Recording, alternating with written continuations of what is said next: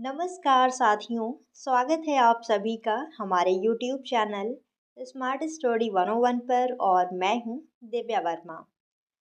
तो दोस्तों आज हम 9th क्लास का ड्राइंग का क्वेश्चन पेपर यहां पर डिस्कस करेंगे। और जैसा कि यहां पर आप देख सकते हैं कक्षा 9 चित्रकला और ये आपका मॉडल पेपर है। तो चलिए फिर देख लेते हैं कि किस प्रकार के प्रश्न आपके पेपर में पूछे जाएंगे और जो भी ऑब्जेक्टिव क्वेश्चन यहाँ पर रहेंगे वो भी आपको बताए जाएंगे। तो निर्देश यहाँ पर दिया हुआ है, प्रश्न पत्र 3 खंडों में विभक्त है, यानी आपका जो क्वेश्चन पेपर है वो 3 खंडों में डिवाइड है। पहला खंड क्या कहता है?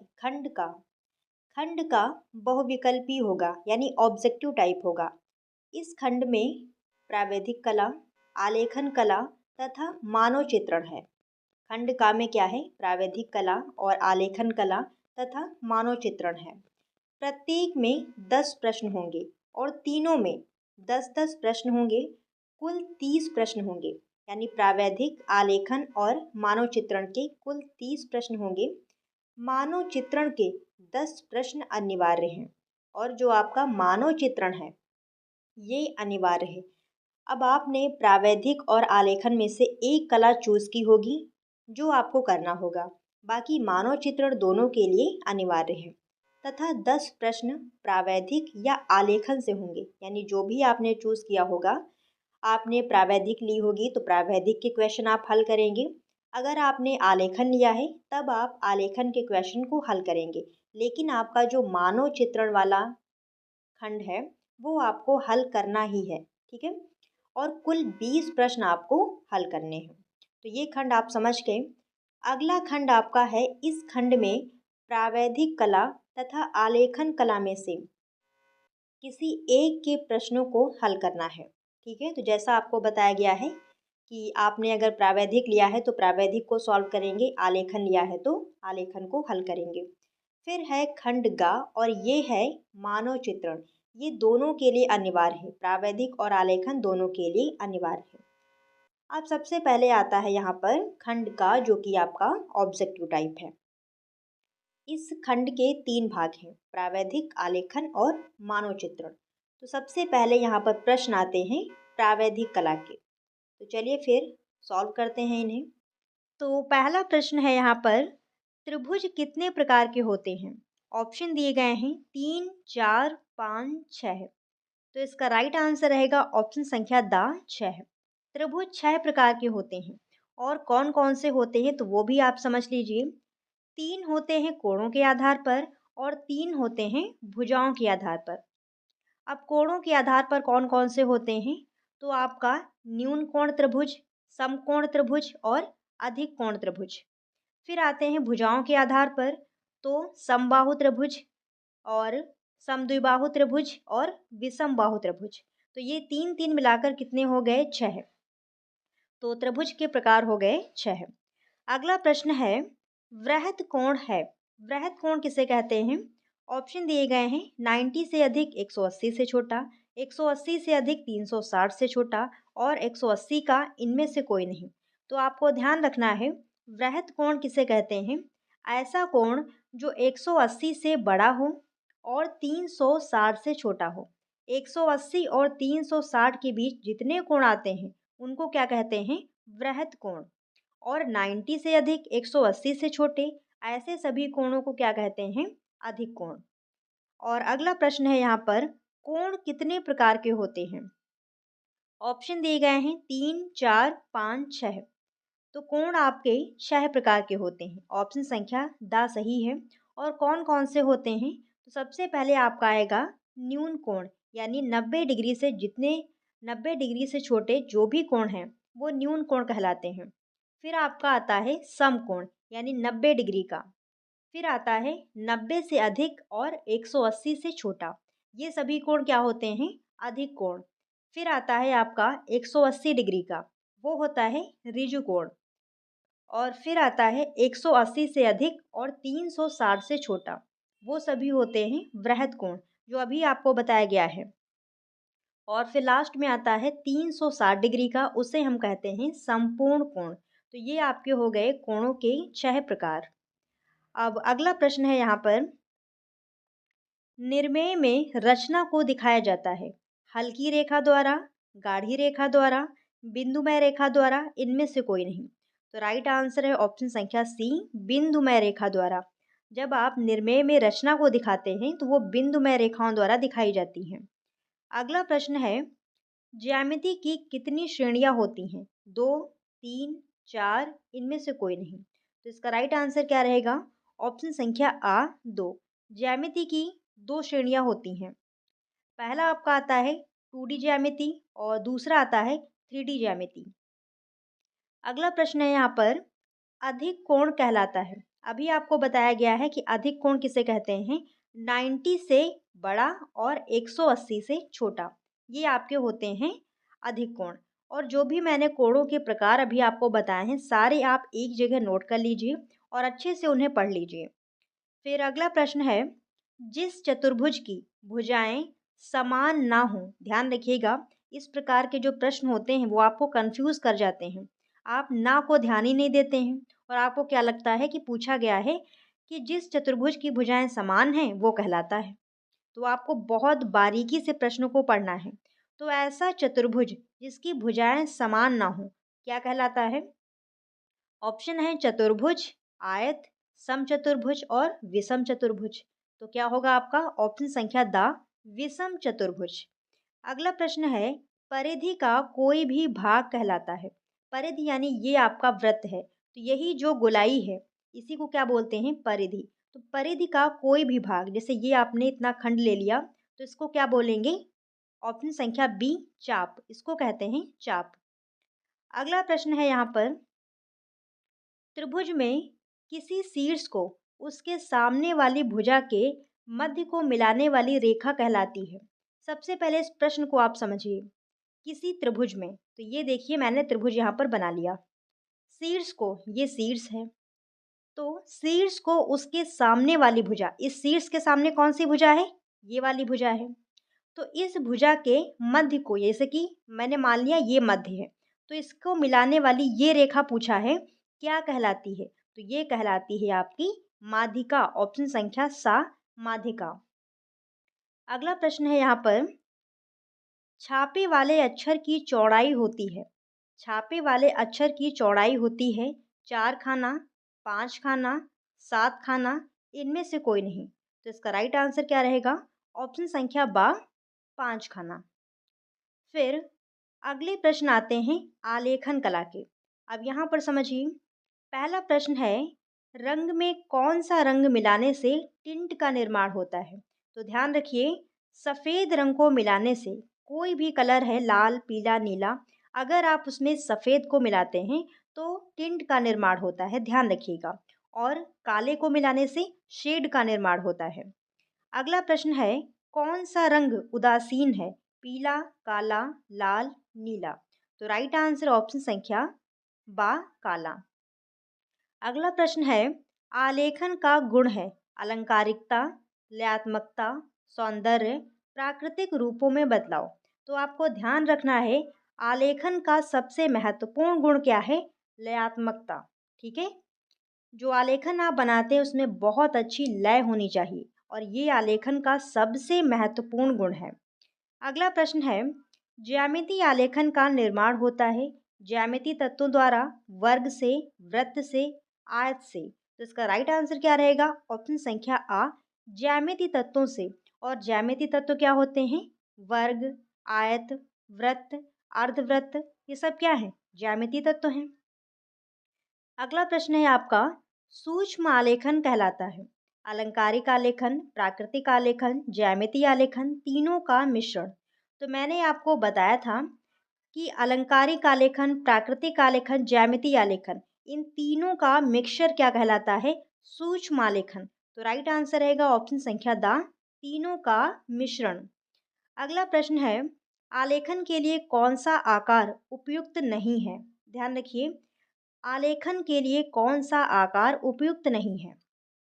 वर्गाकार, त्रिभुजाकार, घनाकार, आयताकार। तो इसका राइट आंसर रहेगा ऑप्शन संख्या सा, घनाकार। ठीक है, घन आपका 3D होता है, वर्ग, त्रिभुज, आयत, ये सब कैसे होते हैं? ये आपकी 2D रचनाएं हैं। फिर अगला प्रश्न है, आलेखन में इकाई की पुनरावृत्ति होती है। पुनरावृत्ति का मतलब होता है दोहराव, उसको दोबारा से बनाना। तो कागज द्वारा, हाथ द्वारा, ट्रेसिंग पेपर द्वारा, इनमें से कोई नहीं। तो आप खुद जब किसी कलाकृति का निर्माण करते हैं तो पुनरावृत्ति कैसे करते हैं? ट्रेसिंग पेपर रखकर करते हैं। तो ऑप्शन संख्या सा, ट्रेसिंग पेपर द्वारा। फिर अगला प्रश्न है, आलेखन में कौन सा रंग प्रयुक्त होता है? आलेखन में कौन सा रंग प्रयुक्त होता है? पारदर्शी, अपारदर्शी, दोनों, और इनमें से कोई नहीं। तो राइट आंसर रहेगा ऑप्शन संख्या सा, दोनों। फिर अगला प्रश्न है, ज्यामितीय आलेखन में प्रयोग होता है प्राकृतिक रंग, द्वितीयक रंग, श्वेत श्याम रंग, इनमें से कोई नहीं। तो इसका राइट आंसर रहेगा ऑप्शन संख्या सा, श्वेत श्याम रंग, यानी सफेद और काला रंग। ज्यामितीय आलेखन में सफेद और काले रंग का इस्तेमाल होता है। नेक्स्ट है, अल्पना का जन्म हुआ उत्तर प्रदेश, बंगाल, उत्तराखंड, इनमें से कोई नहीं। तो इसका राइट आंसर रहेगा ऑप्शन संख्या बी, पश्चिम बंगाल। ध्यान रखिएगा, अल्पना का जन्म कहाँ हुआ? पश्चिम बंगाल। और अल्पना होता क्या है?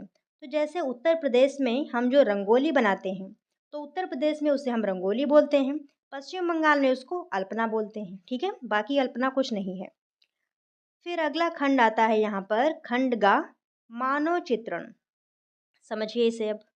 मानव शरीर की लंबाई उसके चेहरे की लंबाई की 8 गुना होती है, 7 गुना होती है, 7.5 गुना होती है, 10 गुना होती है।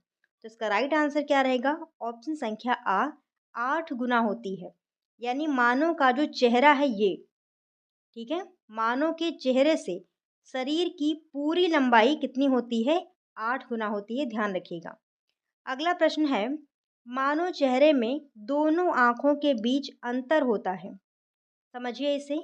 मानव चेहरे में एक ये आँख हो गई, एक ये आँख हो गई, इसके बीच का जो अंतर है वो कितना होता है? तो ध्यान रखिए, एक आँख के बराबर होता है, एक आँख के बराबर होता है बीच का अंतर। अगला प्रश्न है, पुरुष की तुलना में महिला आकृति की लंबाई बराबर होती है, बड़ी होती है, छोटी होती है, इनमें से कोई नहीं। तो इसका राइट आंसर रहेगा ऑप्शन संख्या सा, छोटी। पुरुष आकृति से महिला आकृति हमेशा छोटी बनाई जाती है। फिर अगला प्रश्न है यहाँ पर, मुख मुद्राएं कितने प्रकार की होती हैं?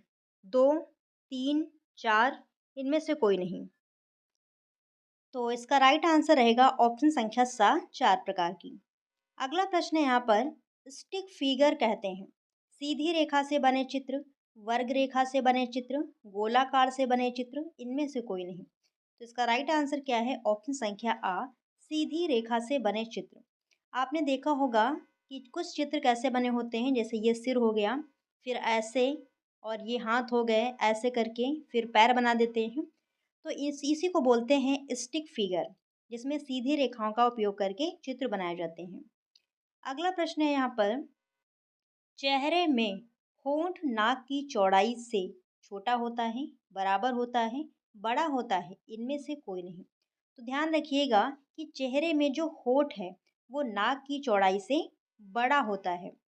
अगला प्रश्न है, चित्र में रेखा आकृति को रूप देती है और प्रभाव देती है, उभार देती है, उपरोक्त सभी।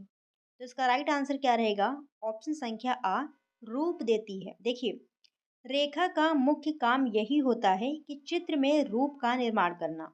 ठीक है। नेक्स्ट है, आलेखन किसे कहते हैं? सुलेख को, अभिलेख को, चित्रण को, अलंकार को। तो राइट आंसर है ऑप्शन संख्या द, अलंकार को। अगला प्रश्न, चित्रकला में कौन सा तत्व संबंधित नहीं है? रूप, प्रभाव, स्थिति, भाव। तो इसका राइट आंसर क्या है? ऑप्शन संख्या सा, स्थिति। अगला प्रश्न आता है यहाँ पर 10 नंबर, मानव चित्र में रंगों के साथ महत्व है छाया प्रकाश का, परिप्रेक्ष्य का और रेखा का, इनमें से कोई नहीं। तो राइट आंसर ऑप्शन संख्या सा, रेखा का।